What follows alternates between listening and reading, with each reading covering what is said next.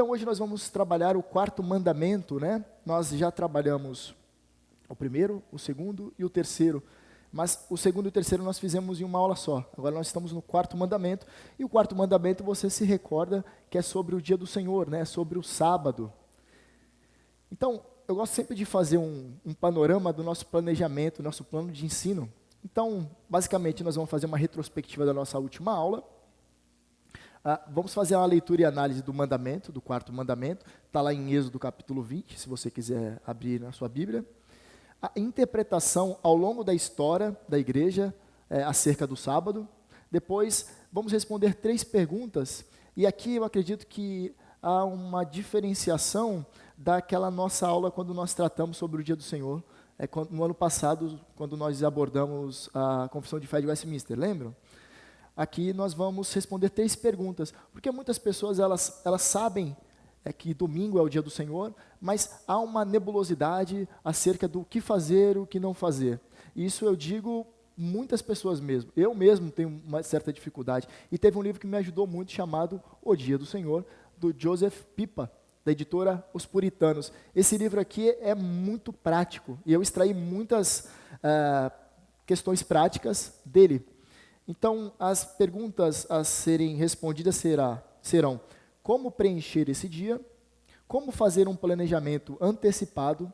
Como ter um culto proveitoso? Essas 3 perguntas, elas vão nortear a segunda parte da nossa aula.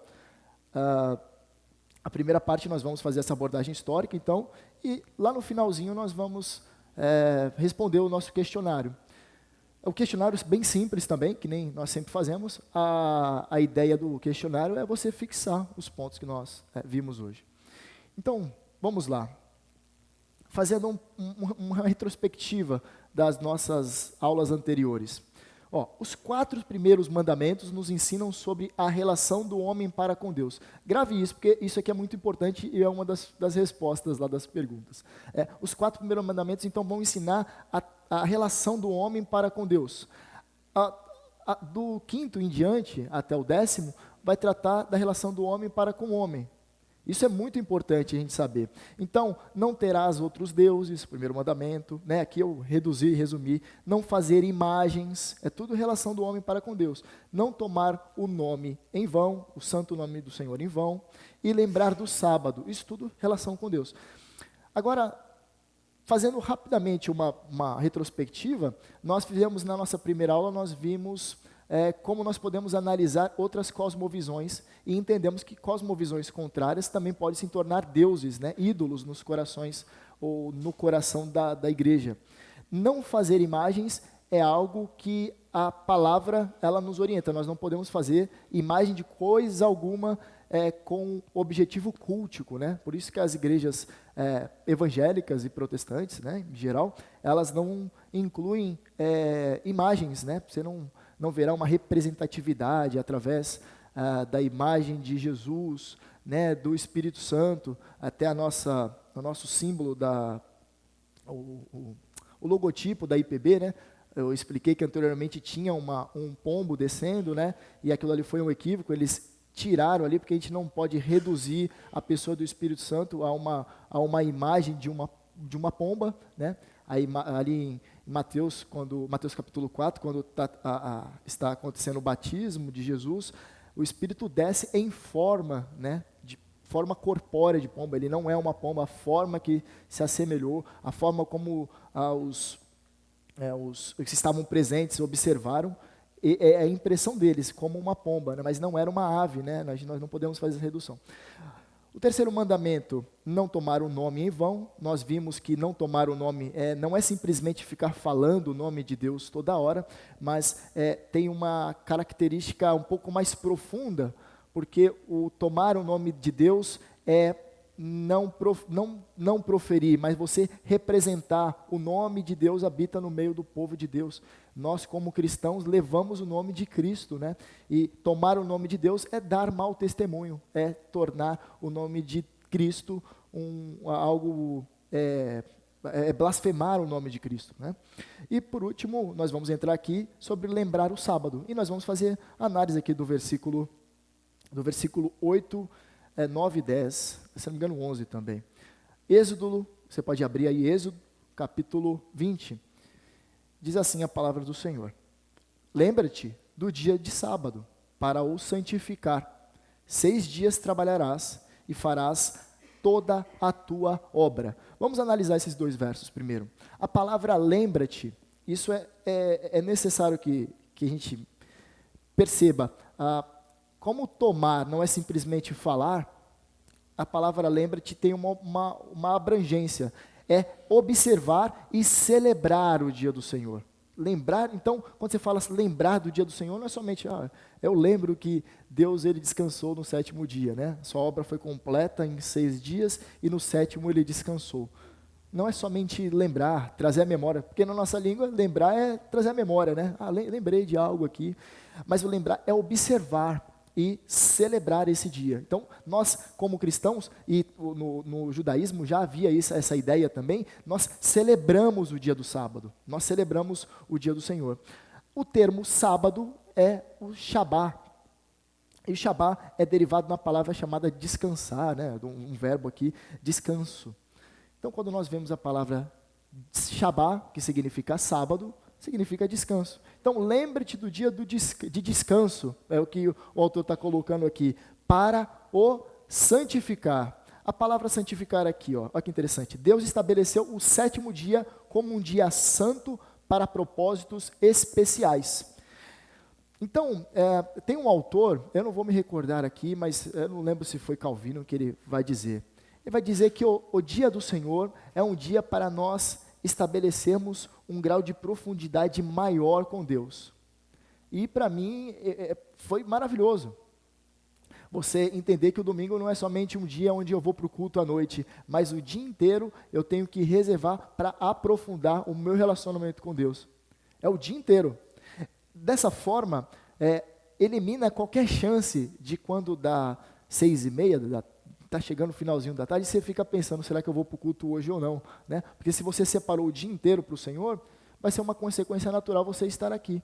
Então não há aquela pergunta, hoje eu vou ou vou terminar de assistir o jogo? Né? Geralmente essa dúvida aqui, não sei, caramba, o jogo está ficando bom agora. Né? A gente vai entrar nessa questão do jogo daqui a pouco. Mas isso aqui é importante para a gente estabelecer como prática. Né? Então, o texto ele continua dessa forma. Mas o 7º dia é o sábado do Senhor. Não farás nenhum trabalho nesse dia, nenhuma atividade nesse dia. Aí ele vai aplicar, nem tu, nem o teu filho, nem a tua filha, nem o teu servo, nem a tua serva, nem o teu animal, nem o forasteiro das tuas portas para dentro. Então, que ele está extinguindo qualquer tipo de atividade de trabalho. E aqui trabalho, nós podemos interpretar como a atividade manual, né, que nós gastamos energia para executar algo. Então, nós nos abstemos de fazer isso. Abstemos, a palavra abstemos, de fazer isso. E o versículo 11, ele trata assim. Porque em 6 dias fez o Senhor os céus e a terra, o mar e tudo o que nele há. Aqui ele está fazendo, obviamente, uma observação dos primeiros 2 capítulos de Gênesis, né? Porque em 6 dias fez o Senhor os céus e a terra, o mar e tudo o que neles há. Ao 7º dia ele descansou. Por isso o Senhor abençoou o dia de sábado e o santificou. A palavra que descansou também precisa ter uma compreensão, porque fica parecendo que Deus ele trabalhou durante 6 dias e ele tirou um dia para descansar, né? E ele se afadigou, né? Ele ficou cansado por conta desses dias. A palavra descansou aqui é, na verdade, o cessar da atividade criativa de Deus. Não é que ele terminou de criar e falou, agora eu vou dar uma volta nas constelações, né? Vou descansar. Não é isso. Ele está apontando para que Deus cessou de realizar a atividade criativa dele. E com isso, esse descansou de Deus tem 3 explicações também. O que Deus está declarando aqui com o ato dele descansar? Primeiro, ele declarou que sua obra estava completa. Toda a atividade criativa estava concluída. Que declaração maravilhosa. Tudo que era para ser feito, já fez. Ele já realizou. Expressou com isso, com esse descansar, prazer em sua criação. Ele viu que era bom. E por último, prefigurou aquilo que iria providenciar para o homem. Por ele ter descansado, ele aplica isso para o homem também. Agora, Deus ele descansa, a interpretação tem que ser diferente da nossa. Primeiro, que Deus ele cessa de realizar a sua atividade criativa. E nós, quando nós descansamos nele, né? Nós repousamos nele. O Deus é o nosso descanso, Deus é o nosso Shabá, o nosso descanso espiritual está em Deus, nós descansamos em Deus. Bom, e é interessante que geralmente na igreja, essa questão durante todos os séculos acerca do dia do Senhor nunca foi problemático. Nos dias de hoje que algumas pessoas têm algum tipo de problema. Certa feita um irmão batista me perguntou, Caio, os presbiterianos são como os adventistas? Eu falei, como assim? Ele, porque os adventistas no sábado eles não fazem nada, né? Vocês no dia do Senhor, vocês também não fazem nada, vocês cessam de realizar qualquer tipo de atividade. Aí eu falei, olha que interessante, ele está partindo da premissa que o domingo é como qualquer outro dia, né? E nós, no entendimento bíblico, entendemos que o domingo não é como qualquer outro dia. Embora todos os dias do cristão sejam na presença de Deus, sejam corandeu, nós estamos fazendo tudo para a glória de Deus, nós entendemos que há uma particularidade no domingo. Mas, de forma alguma, o entendimento é como o entendimento farisaico do judeu, né? Como Jesus, ele mesmo vai censurar. Mas o que Jesus disse sobre o sábado? Ele chega a advogar, ou a revogar, melhor dizendo, o sábado? Ele chega a anular o dia do sábado? Olha só, Cristo, ele não revogou a observância do sábado, em nenhum momento, né? Quando nós vemos aquelas passagens onde que Jesus e os seus discípulos estão andando, e os discípulos vão lá e pegam espigas que estão no chão, e isso acontece no dia do sábado, e os fariseus, eles repreendem aquele ato, Jesus ele dá uma explicação coerente sobre aquilo ali. Quando no dia do sábado aparece um homem com a mão atrofiada diante de Cristo, e Cristo cura no sábado e os fariseus repreendem, Cristo também faz uma observação ali. Então, nos evangelhos, nós podemos ver Cristo tendo relação contínua com esse dia, e em nenhum momento ele fala, esse dia está cessando aqui. Na verdade, o sábado é uma prefiguração. Cristo é o Senhor do sábado. É um versículo, tá? O Senhor do sábado, né? Nosso Deus é o Senhor do sábado. Então, ele não vai revogar a observância do sábado. Nós devemos ainda manter esta prática. Mas o que Cristo vai fazer? Ele vai fazer a restauração do dia, do significado do dia, da importância do dia, da interpretação correta do dia. E ele nos vai dar um ensino prático também. Ele realiza ali, durante os momentos onde há uma repreensão dos fariseus, ele vai realizar ali obras de misericórdia, né? Então ele vai nos dar um ensino prático de como determinar qual é o nosso comportamento aceitável no dia do sábado. E a igreja no Novo Testamento? A igreja, como ela vai interpretar o sábado? É legal, porque se você pega o Novo Testamento, você vai entender que em nenhum momento o dia do Senhor deixou de ser observado. Na verdade, houve uma mudança, e essa mudança aqui é maravilhosa, quando nós entendemos o que é descanso e o que é sábado. Olha só, a igreja do Novo Testamento passou a guardar o sábado no dia em que a igreja, entrou em seu descanso. Qual o dia que ela entrou em seu descanso? No domingo, na ressurreição. Então, assim, a interpretação do sábado é totalmente diferente. Nós entramos no descanso em Cristo, e foi no dia quando o Cristo ressuscitou. Essa é a interpretação do domingo. Não é maravilhoso? Agora, a história da igreja ela vai continuar, e a interpretação do sábado continua. E veremos se vai ter algum tipo de desencontro de informação. Como os pais da igreja vão interpretar o dia do sábado, ou o dia do Senhor, melhor dizendo, que agora se torna o domingo? Os pais da igreja não viam o domingo cristão como uma continuação, do sábado judaico, e sim como um substituto do sábado dos judeus. E o fundamentavam não tanto no quarto mandamento e no descanso primário de Deus na criação, ao qual o mandamento expressamente se refere, ou seja, aquilo que nós estávamos vendo. Antes, se baseavam na ressurreição de Cristo e na tradição apostólica. É necessário fazer uma observação. Quando nós falamos os pais da igreja, temos que entender que o período onde que a igreja está formulando, entendendo como que se dá a sistemática das doutrinas, a sistemática dos ensinos bíblicos, é um momento onde que surgem muitas problemáticas, muitas heresias. Por quê? É um período onde que não há abundância de escritos, tem poucos pensadores, há uma mistura de pensamentos filosóficos, e eles começam a tentar interpretar aquilo que estava escrito nas cartas que tinham, nos livros bíblicos do Novo Testamento, e alguns não tinham acesso a todas as cartas ou todos os livros inspirados no Novo Testamento.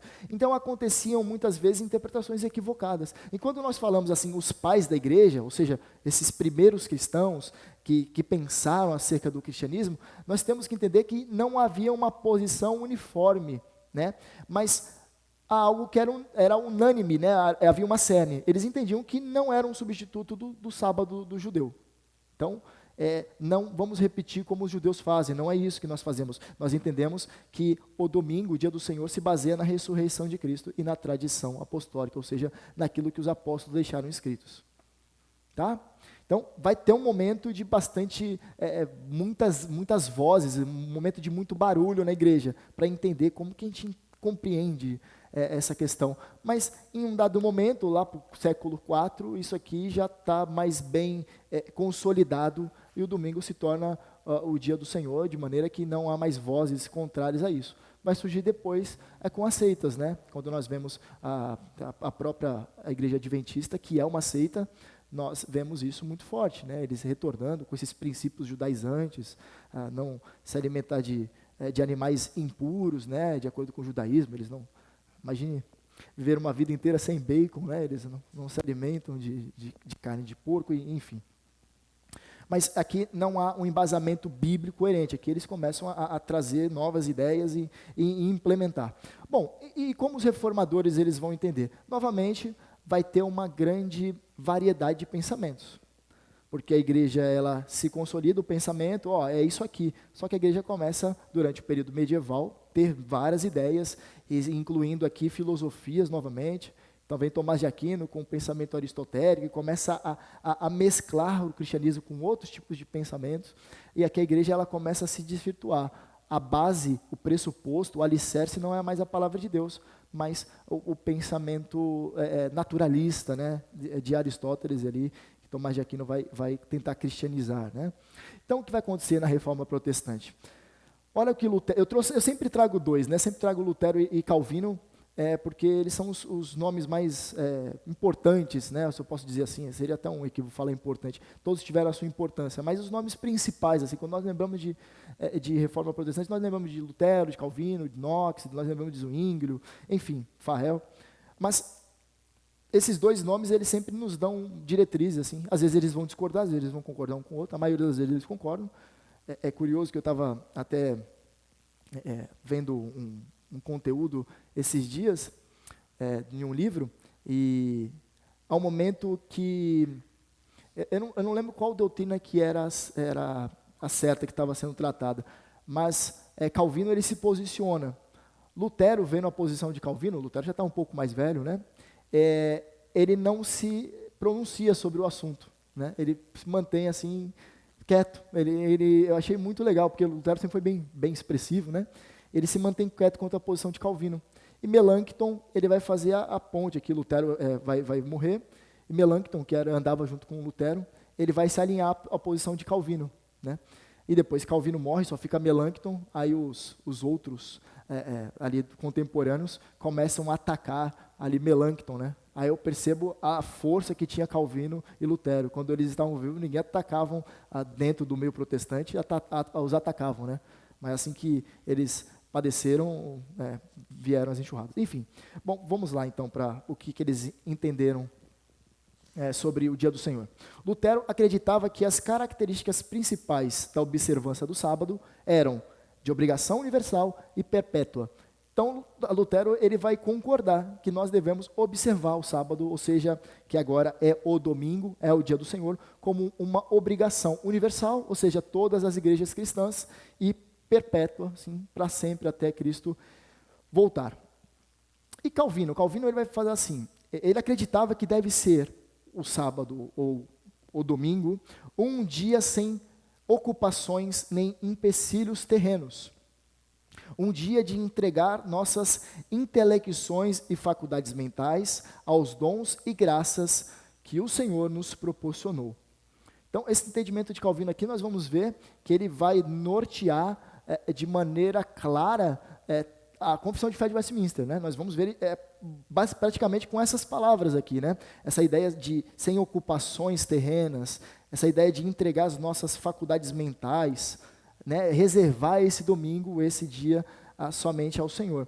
Mas antes eu queria passar por um outro momento importante, que é o Sínodo de Dort, na Holanda, que os reformados eles vão concluir que o dia deve ser consagrado ao culto divino, de tal maneira que haja o cessar de todo o trabalho servil,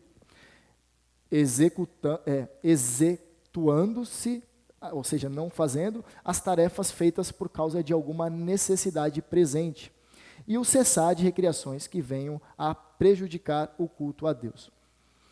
Então, basicamente, é o que eles dois haviam dito, Calvino e Lutero, e os pais da igreja também haviam entendido como maneira uniforme assim. Então, isso aqui é o que vai nortear, de maneira bem clara, a confissão de fé, os símbolos de fé de Westminster.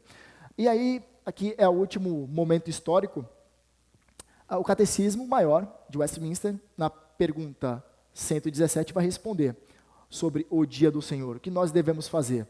O nosso deleite, ele deve ser passando todo o tempo, exceto aquela parte que se deve empregar em obras de necessidade e misericórdia, nos exercícios públicos e particulares do culto de Deus. Agora, quando nós lemos essa pergunta aqui, cria uma grande polêmica, né? Então fala, poxa, então tá bom, o dia do Senhor tem que ser meu deleite, mas passar todo o tempo nos exercícios públicos e particulares de culto a Deus, como é que eu vou ocupar esse dia inteiro somente para exercer essas questões aqui, esses exercícios públicos e particulares a Deus? Essa pergunta aqui é o que dificulta, porque nós temos que nos estar livres de entretenimentos, de trabalho e recreação. E aqui gera um grande desconforto. Uai, você está no domingo, é o único dia que você tem para colocar aquela série que você tem em dia, não é? A gente geralmente utiliza. O domingo é aquele dia que você tem para dormir até um pouquinho mais tarde. Você fala assim, pô, é o único dia, eu acordo cedo todo dia e agora o domingo eu tenho que acordar cedo para ir para o café com Bíblia. Cansativo, não dá, eu queria dormir aqui até meio-dia hoje. Mas vamos por partes aqui. Eu gostaria de utilizar essas aplicações do Joseph Pipa. Dá licença. Usar o tempo significativamente. Como eu posso usar o tempo? O domingo é um presente de Deus. Se você analisar o domingo a partir dessa perspectiva, torna-se mais claro. O domingo é um presente de Deus, um dia para você fazer aquilo que talvez não tenha tempo para fazer durante a semana. O quê? Colocar a série em dia? Não, vamos analisar através de uma perspectiva bíblica. Como eu posso utilizar? Olha só que legal, irmãos. Um estudo mais profundo de um determinado livro da Bíblia ou de uma doutrina bíblica. O domingo, dia do Senhor, é para isso. É para você se aprofundar em questões doutrinárias. Aí o pessoal vai falar, uai, nossa, mas assim é complicado, né? Vou ter que sacrificar um momento que eu gosto de ter para lazer. Vamos chegar no lazer aí, que não é pecado o lazer. Um culto em família. O domingo é um dia para o culto em família. Olha que maravilha, você poder se reunir, antes de vir para a igreja, você se reunir com a sua família para compartilhar uma devocional. Esses tópicos aqui são desafios para você ver e falar, poxa, isso aqui eu não faço, mas eu posso fazer. Né? São dicas. Colocar a leitura bíblica em dia. Aquela sua Bíblia que está lá empoeirada, você já não leu a semana toda, e você fez aquele planejamento anual, você pode chegar na meta da semana no domingo, separado somente para fazer a leitura bíblica. Leitura de um livro cristão ou de uma revista cristã. Revista que eu coloquei, pode ser uma devocional fininha, ou pode ser um livro cristão mesmo. Talvez você tenha muitos livros cristãos que estão esperando você fazer a leitura. A meditação do sermão. Essa aqui pode ser colocada quando o culto acontece de manhã e você passa o dia inteiro meditando. Mas pode ser assistir uma pregação no YouTube. Você assiste a pregação no YouTube e fica meditando naquela mensagem o dia inteiro, pensando sobre aquilo que foi falado. Oração privada, uma oração particular, você e Deus. Um tempo para você reservar. Vou tirar depois do almoço aqui, 1 horinha para fazer a leitura bíblica e vou orar. Vou me concentrar nisso. Né? prática de memorização. Isso aqui os puritanos faziam demais. Eles memorizavam grandes porções das escrituras, versículos, eles sabiam de cor, né? Quando nós vemos pastores muito antigos, geralmente eles tinham a facilidade de decorar versículos, né? Versículo tal, tal, capítulo tal, e eu fico impressionado e até invejo, porque eu tenho uma certa dificuldade de decorar versículos e capítulos. Mas é uma prática que nós podemos fazer. E a prática de memorização também você pode ensinar os seus filhos a fazer, né? Fazer perguntas, e isso também vai te ajudar a te estimular. Usar o tempo para hospitalidade. Isso aqui o breve catecismo vai falar. Isso aqui talvez é a parte mais bacana da gente lembrar. A hospitalidade é um imperativo para todos os cristãos. Não somente para alguns, mas para todos. A hospitalidade é dividir o que você tem com outra pessoa. Então, hospitalidade é de socorro a outra pessoa. Então, quando nós vemos a palavra hospitalidade no catecismo maior, como nós podemos entender? Até na confissão de fé vai estar escrito como esse termo. O que nós podemos fazer? Aqui estão algumas aplicações. E isso aqui é maravilhoso para quem gosta de comer, né? Olha só, a refeição no domingo é uma ótima ocasião para receber visitas e desfrutar da comunhão cristã. Olha que maravilha, irmão. Isso aqui a gente gosta, né? Chamar um irmão para ir almoçar na sua casa antes do culto. Irmão, vamos almoçar juntos? Aí, já é um momento, acabou de sair daqui, já chama o irmão para ir almoçar na sua casa já. Ou então você se convida para ir na casa dele e fala, vamos colocar em prática o que nós aprendemos hoje. Prepara aquela macarronada. Então, é uma ótima ocasião para receber e aqui desfrutar da comunhão cristã, estreitar laços. A gente não se vê todo dia, a gente se vê basicamente nos domingos. Poder ter essa aproximação, eu tenho certeza que a igreja só tem a ganhar, e a sua espiritualidade também, é desfrutar dessa comunhão santa. A hospitalidade poderá incluir os necessitados, os irmãos da congregação e os visitantes. Alguma pessoa que você olha e você percebe que a pessoa tem tido alguma necessidade, tem sofrido de algo, e você poder convidá-la para ir para a sua casa, isso aqui é maravilhoso, num domingo. Vamos para o culto junto, passa lá em casa, eu te busco. Você tem uma refeição, passa a tarde com a pessoa, depois vão para o culto, e depois vão descansar. Isso você já ocupou, tá vendo o tempo? Tá vendo como não é tanto tempo assim? É que a gente às vezes fica com algumas poucas ideias, né? A conversa espiritual. A conversa espiritual é o ingrediente-chave da hospitalidade bíblica.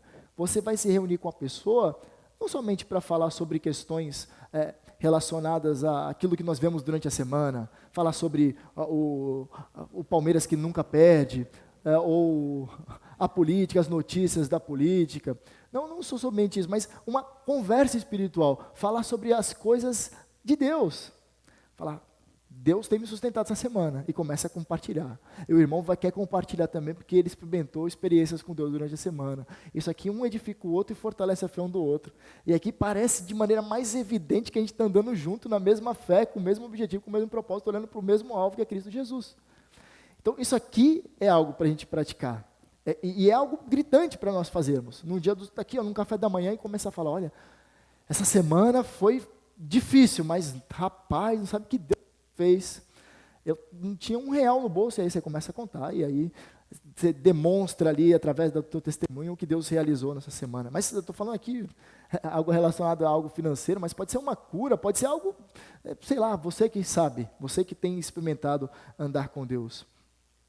Quarto, temos de ter o cuidado de não negligenciar nossos filhos pequenos ou adolescentes, deixando-os sem a devida atenção. Porque o que acontece? Quando vem visitante na sua casa, as crianças elas acabam sendo colocadas de lado. Vai brincar ali, vai assistir um desenho ali, vai assistir um filminho ali, fica com a televisão, pega meu celular, e aí você exclui de maneira descarada a criança daquela comunhão que você está desfrutando. Mas ela não vai entender. Não, ela vai entender sim. Crianças, elas aprendem coisas que nós nem sabemos mexer no celular. Subestimar a inteligência delas é um absurdo. Então, incluir. Mas é muito pequena, não tem problema não, senta aqui. Há crianças que você vê falando sobre experiências com Deus. Esse dia eu estava vendo uma foto, foi no Facebook, eu achei fantástico. Uma professora tirou uma foto de dois menininhos em pé, um com a mão na cabeça do outro, assim, um estava sentado, e aí estava escrito assim, vou usar um nome aqui, ilustrativo.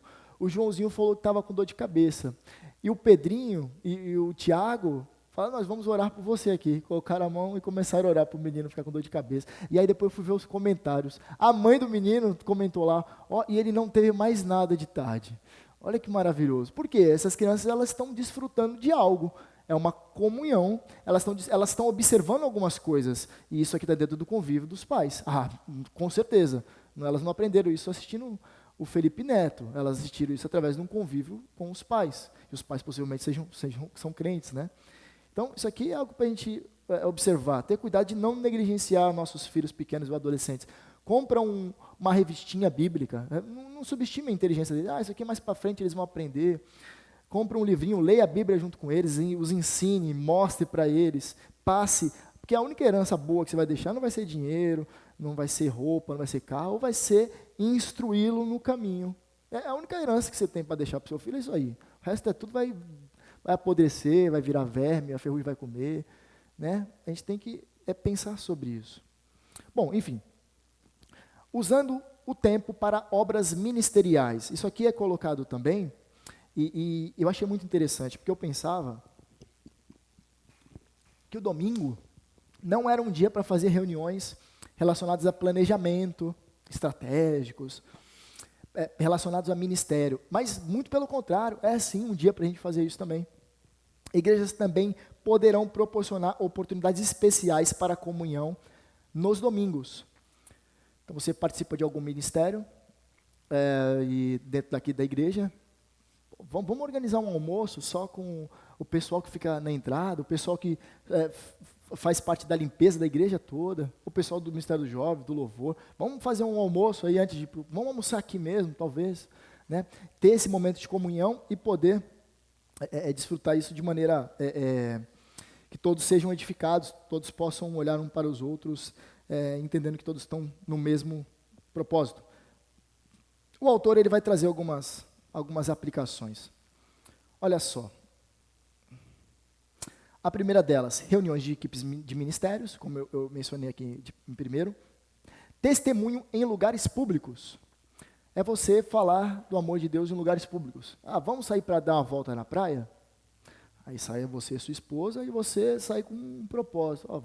Mas não vou sair sem propósito, não. Eu vou tentar falar do amor de Cristo para uma pessoa só.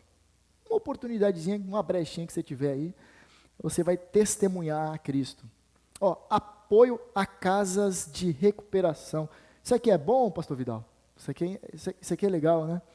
Se você tiver um dia, você fala, poxa, não tenho nada para fazer nesse dia. Manda uma mensagem para o pastor Vidal, poxa, eu queria ficar com o senhor aí nesse dia aí. Quando o senhor vai? Aí se o carro atolar, você vai ajudar a empurrar o carro, é bom também ajudar. Nós temos isso aí e foi postado no grupo, né? Nós sempre lembrarmos de orar por esse nosso projeto. Mas olha que interessante, o que o autor vai colocar no livro e que muitas vezes nós nunca sequer pensamos e está do lado aqui da gente, tá colado com a gente. A gente vê todos os domingos, ou a maioria das semanas, nós vemos esses nossos irmãos, pastor Vidal, o nosso irmão Salvador, envolvidos com esse ministério, a irmã Nilce também.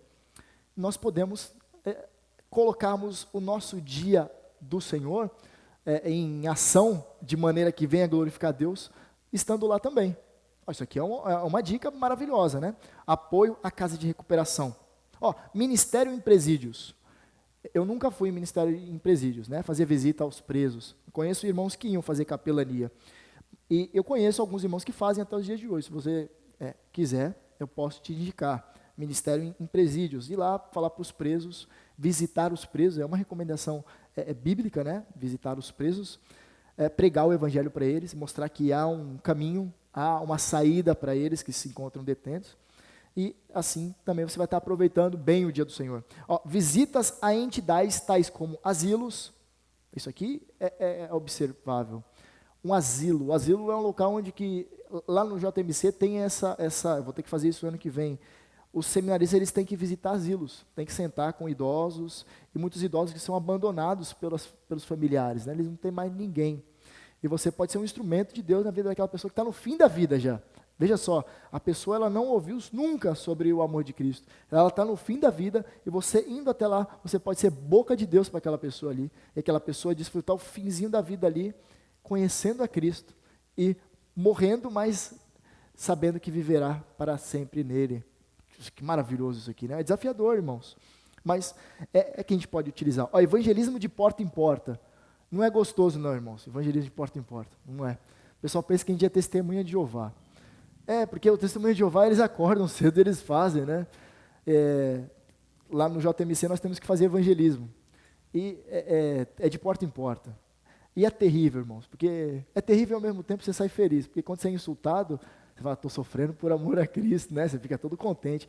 Mas é humilhante em muitos casos. Você vem falar com uma pessoa, uma palavra, você quer compartilhar o maior tesouro que você tem com aquela pessoa, e a pessoa fala, não quero não, não quero ouvir não.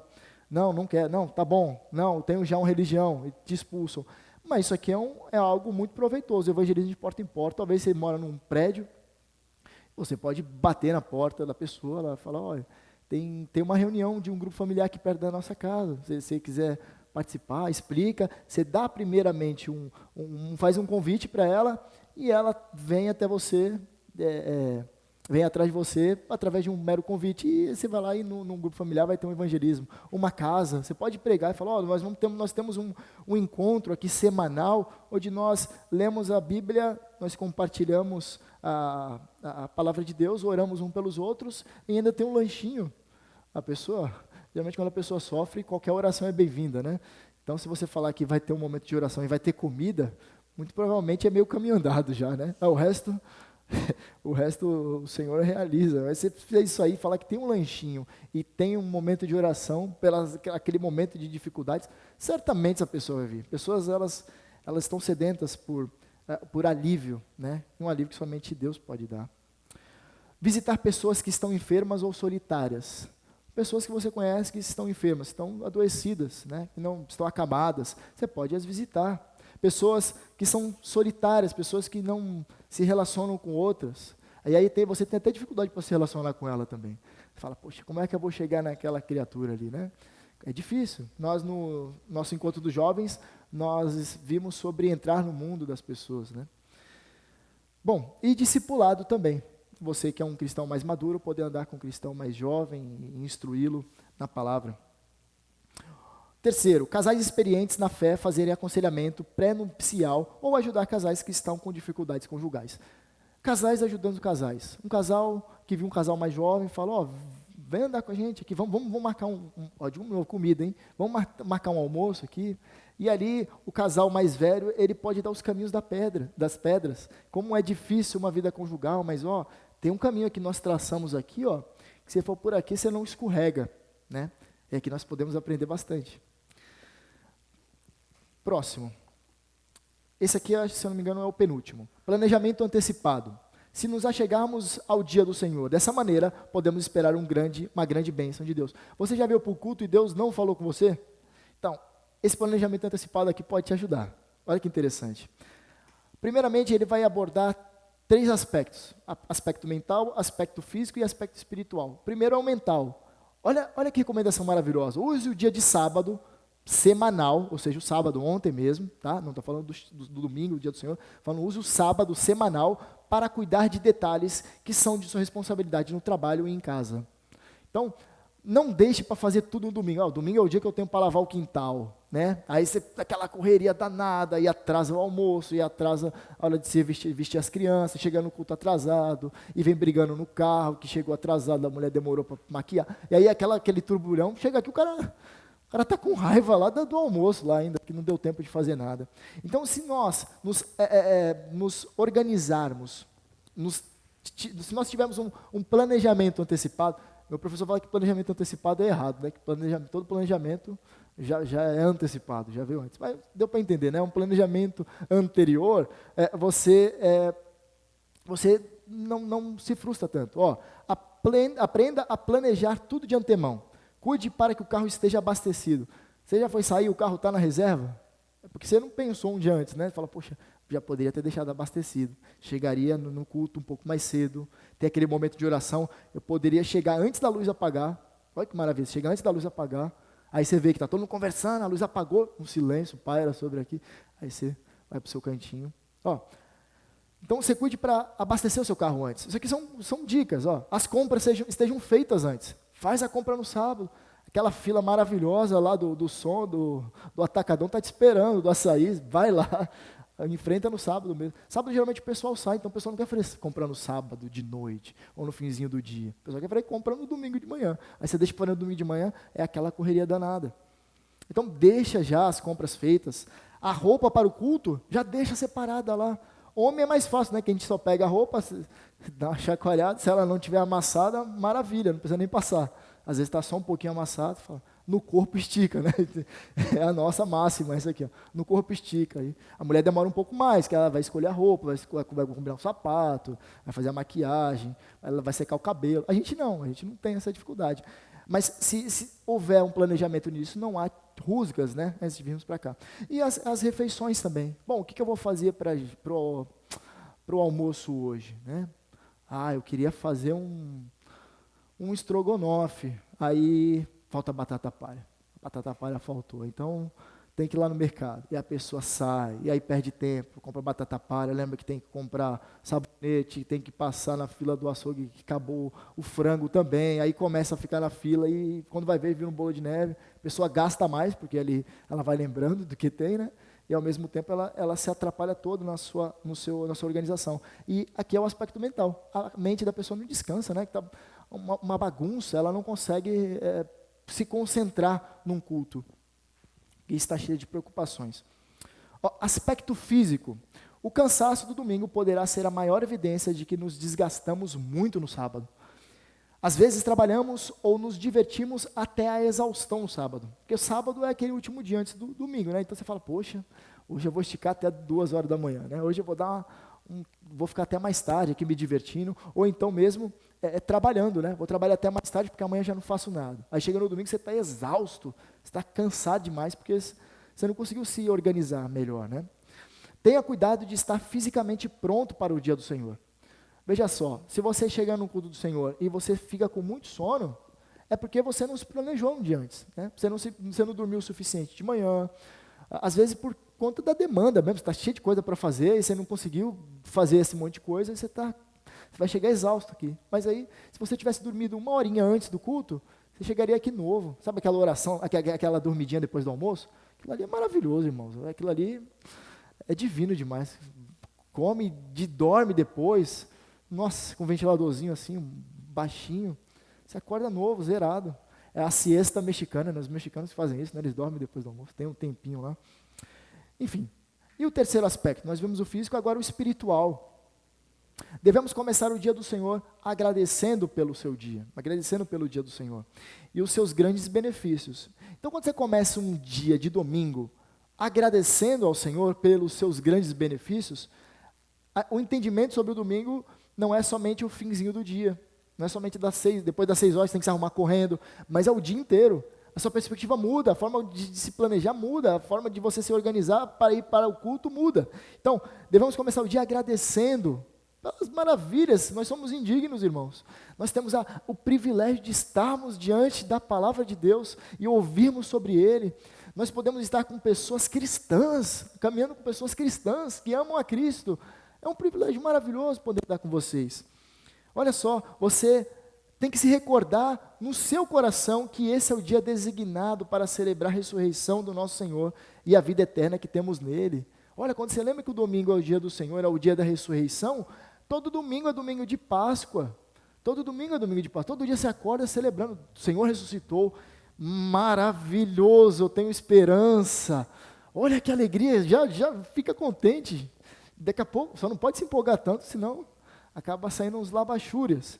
Mas você fica, nossa, empolvorado, alegre, contente. O Senhor ressuscitou, glória a Deus. Quando eu morrer, quando o meu corpo esfriar, eu vou estar diante dele para todo sempre. A vida não é somente aqui. Olha que maravilhoso ter uma expectativa, uma esperança do nosso Senhor estar assentado no trono e estarmos logo, logo, face a face com Ele. Olha só, começamos então pelo quê? Pela fé, com o lembrete a nós mesmos que somente Cristo é a nossa esperança e salvação. É um lembrete para a gente mesmo. Então domingo é um lembrete, que aquele dia é para Ele. É um lembrete que somente Cristo é a nossa esperança, somente Cristo é a nossa salvação, somente Cristo é o nosso tudo, Cristo é tudo que nós temos. Isso aqui é o aspecto espiritual, mas ele continua. Ele vai destrinchar um pouquinho isso aqui agora com questões práticas. Primeiro você lembrou que esse é o dia de se alegrar nele. Agora, para que o culto seja proveitoso, o importante é entrarmos no dia com o coração preparado para o trabalho que temos pela frente. Então, isso aqui são os últimos slides. Isso. São os últimos slides e depois eu vou colocar um vídeo do reverendo Jair. Mas veja só, olha o que ele coloca aqui. Primeiro de tudo, sentimento de necessidade. Sentimento de necessidade, gratidão pelo perdão, anelo por graça e uma paixão para louvar. A única forma de você ter prazer no culto é você tendo prazer em Deus. Você não vai ter prazer no culto se você não tem prazer em Deus. Fica algo cerimonial, chato. Agora, quando você tem prazer em Deus, o culto torna um outro significado. Você está ali por conta de Deus, não por conta do culto em si, mas por conta do objeto onde nós prestamos culto. Então, esse sentimento deve fazer vibrar o nosso coração, um sentimento de necessidade. Eu vou porque eu preciso. Não é porque, se der eu vou. Não, é porque eu preciso estar lá. Eu preciso ter minha fé fortalecida, eu preciso me alimentar espiritualmente através dos sacramentos, eu preciso me alimentar espiritualmente através da palavra de Deus, eu preciso através da comunhão com os irmãos, eu preciso me alimentar, eu preciso. A gratidão pelo perdão, você lembrar que você é um miserável pecador, mas Ele te resgatou. Isso aqui, lembrar disso aqui no domingo com mais ênfase ainda é maravilhoso. Você lembrar que mesmo todas as suas misérias, todas as suas falhas durante a semana, você vai ter a oportunidade de chegar no domingo sem ter nada para oferecer para Ele, mas Ele te aceitar. Meu irmão e minha irmã, isso aqui é maravilhoso. E paixão para louvar a Deus, chegar aqui e cantar, o Senhor é meu Salvador, você colocar para fora aquilo que está no seu coração, não como, você sabe a letra, você canta a letra, né? Mas cantar com os plenos pulmões que Ele te salvou, a chegar-nos a Deus por meio de um autoexame e de confissão. Quando nós chegamos a Deus, é curioso, porque a palavra de Deus, eu vou contar isso aqui. Ontem eu estava na rodoviária de São Paulo, para descer, e eu entrei no banheiro para lavar a mão, e eu vi um andarilho com as roupas surradas, vestes mal cheirosas, cabelo bagunçado, a pele queimada do sol, e eu achei muito interessante isso, voltei a viagem toda pensando nisso. Ele ficou se olhando no espelho, assim, olhando para ele mesmo, espelho sujo lá da rodoviária de São Paulo. Aí eu falei, que loucura, porque eu estou pensando nisso, né? Um homem, ele sabe como o estado dele está, né? A pele queimada pelo sol, ele andava com um fardo de descartáveis, de lençóis, de roupas, mas ele estava se olhando no espelho. Eu achei isso assim, será que ele não se vê como ele está? Mas ele estava se olhando no espelho, e aquilo ali me incomodou, eu fiquei pensando, falei, muitas vezes não, esse é o nosso estado, nós sujos, carregando um fardo, é assim que a gente está, um fardo de pecado, sujos, o fedor do pecado, o odor do pecado, vestes sujas, e nós só vemos o nosso estado quando nós olhamos para o espelho. Qual é o espelho? É a palavra de Deus. É a palavra de Deus que nós vemos o nosso estado. Quando nós nos examinamos, nos autoexaminamos, não é olhando para nós mesmos, vemos como nós somos bonzinhos, mas é a revelação de Deus que diz que nós somos pecadores. E quando nós vemos os 10 mandamentos, nós vemos o quão distante nós somos da lei de Deus. Então, quando nós chegamos diante de Deus num culto, primeiro através de um autoexame. Você pensa, né? Obviamente, se você reservou o domingo inteiro para isso, você já pensou isso no seu primeiro momento da manhã, né? Você fala, nossa, como miserável pecador eu sou. E você vai confessar os seus pecados. O momento, quando nós temos aqui de início do culto, nesse momento onde que as luzes estão mais escuras, estão apagadas, é o momento de você lembrar também a sua semana, né? Se autoexaminar e confessar os seus pecados. A Igreja Presbiteriana tem essa tradição, né, de momento de confissão, né? Esse é um momento muito bom para nós fazermos isso, confessar como pecadores somos. Terceiro, para termos prazer no culto, precisamos ter prazer em Deus. É isso que eu havia dito agora há pouco, ter prazer na pessoa de Cristo. Buscar a Deus sinceramente em oração, para que Ele ajude a cada um de nós e a congregação dos crentes na celebração do culto. Não ore somente por você, olhe para a pessoa que está do seu lado também. Fala que esse irmão ouça a voz de Deus hoje, que os irmãos que estão servindo aqui, eles coloquem em prática aquilo que eles tanto ensaiaram. Os irmãos, abençoe, Senhor, essas pessoas que vêm mais cedo para a igreja para servir a nós, para servir o Senhor e servindo a nós. Ore por isso. Aí ele continua, o autor, versículo, e aí são os últimos 3. Agora é a conclusão do dia. Conclua o dia com uma retrospectiva. Olhe por aquilo que você já passou, o domingo inteiro você viu, você seguiu as suas metas, você colocou algumas metas nesse dia, você conseguiu ser organizado?